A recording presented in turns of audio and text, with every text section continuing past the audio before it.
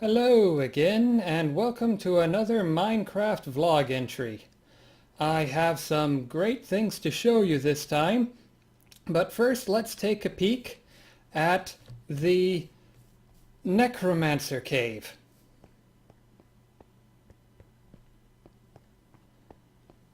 And I can show you all the changes that we've been making down there. As we come down, when we first enter here, you can see we're already starting to make this look more like a wizard's cave. I mean, we got multicolored crystals around here and severed heads, all to help with the infusion process, all this occult paraphernalia. And if you look back over here, you can see we're already starting to get our warded jars filled up. Along the bottom here we have all the primal aspects.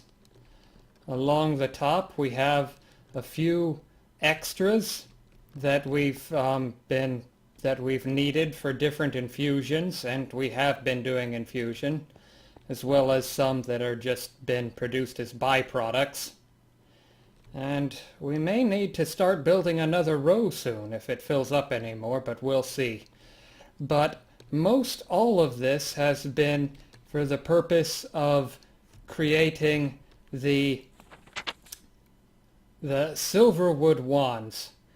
And unfortunately they require quite a lot, because they require this Salus Mundus here, which you need either ethereal essence for, which only drops from wisps as far as I know, or you need these mana beans, and you need quite a lot of them just to get one Salus Mundus. Not only do you need it for the silverwood rod core itself, the wand core, but for the thaumium caps, to infuse those you need 3 Salus Mundus per wand cap. And that's 2 wand caps per wand. So you can imagine that's a lot of mana beans right there. If we come around into here, though, this place is still more or less the same. The cauldron's now bubbling away, it's no longer empty. And we also now have a deconstruction table, so we can get extra items by deconstructing them.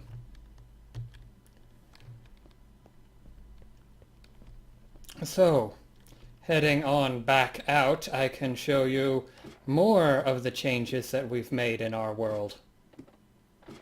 Now, with those wands, I don't know how soon we'll be able to get them, because it's the Salus Mundus that's really being the bottleneck for us here. And let me turn off that rain.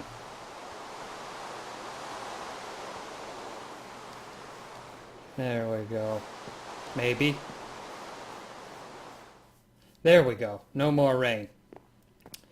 But yeah, that's going to require a lot of mana beans. Particularly since we want to try and make 2 wands, one for Daniel and one for myself. That's why back over here we've set up this mana bean farm. Now, this area right here where all the grass is dark, this is actually an eerie biome. And if I turn on F3, you can see that it is indeed an eerie biome. It was created here because there was a totem with an evil aura node in it, so it turned the whole biome eerie. Which is good for us, though, because that means we can grow mana pods here, because an eerie biome is a magical biome. And it's been kind of slow going because mana pods are slow.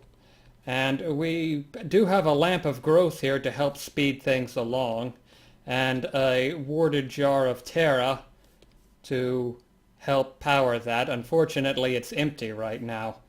It takes a lot of Terra to be able to power this thing. But anyway, Daniel's been mostly the one to build up this farm and maintain it. So he's the one who's been taking care of that right now. He hasn't been on lately, though, to take care of it because I've been recording. But, so hopefully we'll be able to get some more mana beans from that soon and be able to get those wands. Now, you might have caught a peek at something else as I came around this corner here, but over here is something that I've been talking about from the very beginning. And here we have it. We finally have trains running along the track to deliver lava, to take lava from our pumping station in the nether to our power station underground right here. And the train that we have to do it right here is named Stanley, as you can tell by the label in the top there.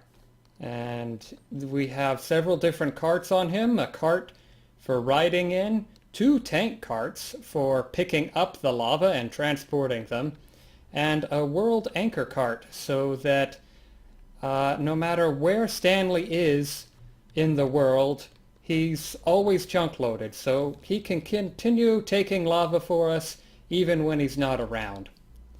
And now if I go and hop in, I can go ahead and set Stanley off running.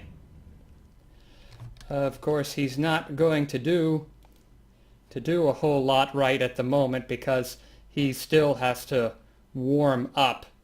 But he will get warm enough soon, and then we'll really see things roll. It won't take long. Sorry about that, just had to clear my throat.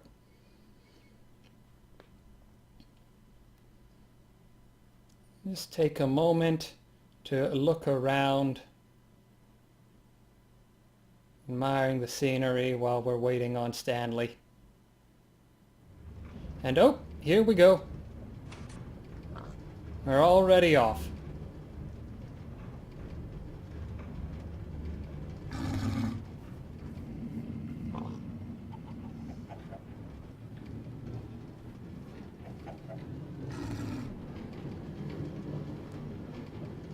If we're lucky, maybe he'll Stanley give us a whistle.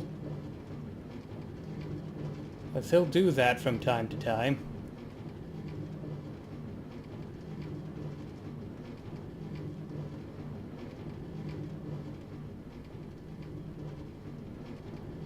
Come on, Stanley.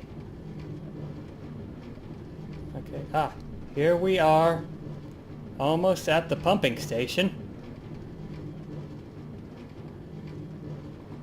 And we'll come around here and stop.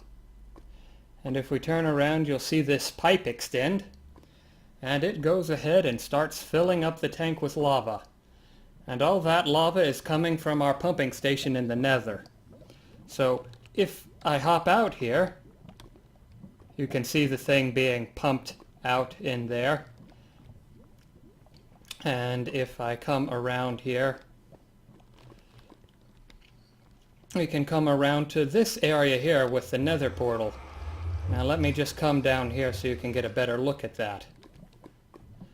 And see how I really like the way that Daniel built up this area here with the obsidian totems and making it look like a Stonehenge relic sort of thing.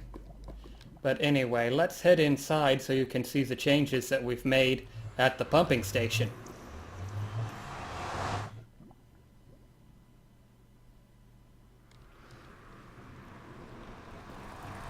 For starters, right here, you can see that the nether portal has been moved. It's no longer in the corner here. So it's a bit more out of the way and there's more room here. Of course, these doors still lead out into the nether. And I don't know if you can see it or not, but back over that way, in that direction, I have a magnum torch set up. So this small section of the nether, at least, is protected. So hopefully it won't get destroyed. Now if I come down here, you can see our pumping operation has been overhauled. Here are the pumps eagerly pumping away. If we look down, you can't see any sort of depletion in the lake yet, but you'll probably see something as time goes on. Anyway, the pipes here take the lava from the pump and it puts it into this tank. And it comes around again and puts it into this tank. So we have quite a buffer of lava saved up here. So there's always lava available when Stanley comes around. And then it's just taken up here to the ender tank, which puts it into the pumping station in the overworld, ready for Stanley to pick up. And this area here in the nether is also being chunk loaded. We currently have 8.3 hours until it needs to consume an ender pearl. So it's not exactly free chunk loading like with the chicken chunks, but it's close enough. It is not bad. So I shall head back out so I can show you more of what we have done.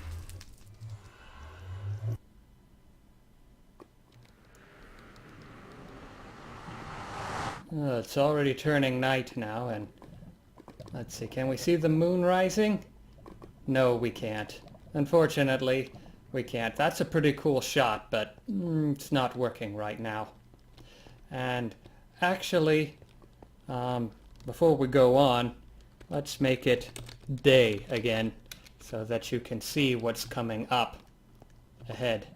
Now, if you remember from the last video I did, there was this huge bank of furnaces set up in the world. And I said that was part of the project that we were working on. There was going to be a surprise. Well, here's the surprise right up here. You can see this giant cube face up here that's just sort of hovering between these two, suspended between these two dormant volcanoes. Daniel actually designed the exterior of it, so all of this fancy stonework with the obsidian bricks and not obsidian, nether bricks is actually his work. So let's head on inside and see what exactly this strange place contains. Now this looks even stranger here. We got these IO blocks, we got some redstone, we got power conduits, and it's all being fed into here from this tesseract.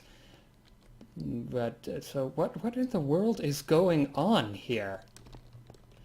Well, if I head upstairs, maybe that'll help explain things better.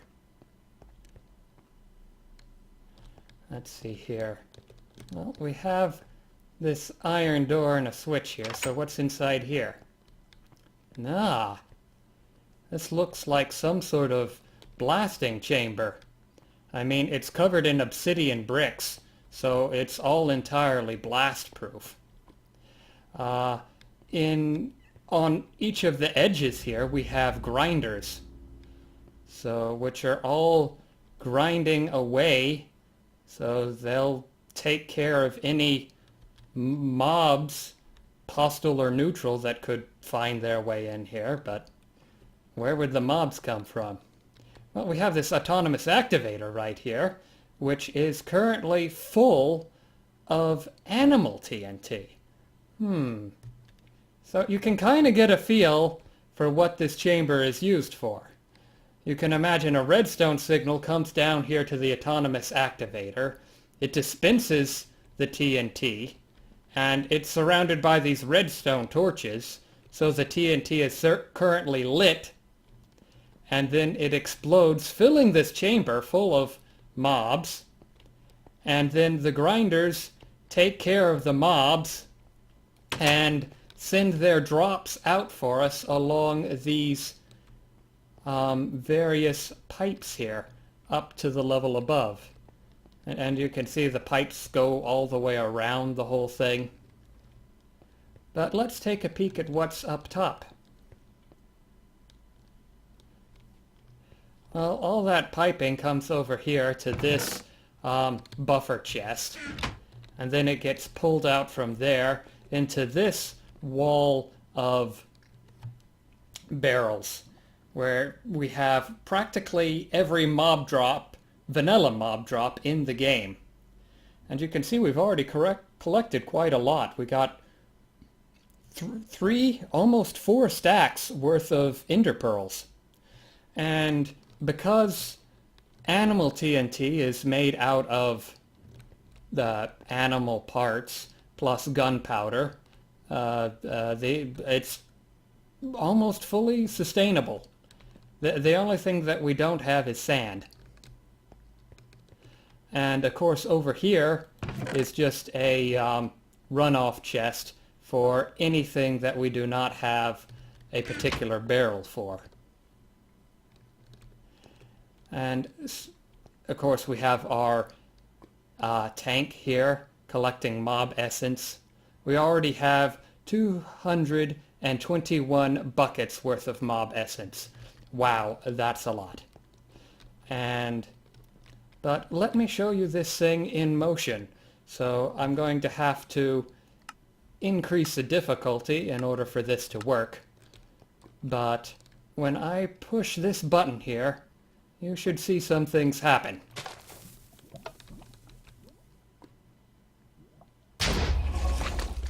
Oh wow, look at that. I got every vanilla mob in the game, just about. The only thing we're missing is gas. Oh my, look at that carnage. And there goes they just caught the mob essence being poured into the tank there. There's a few stragglers left behind, but they'll be gotten soon enough. And of course all the items come up into here and fill up the area. And it's not entirely automated. I mean, I do have to go down in there and clean up the stragglers from time to time. I also have to replace the Animal TNT when it runs out. But for the most part, it's semi-automated and it works quite well.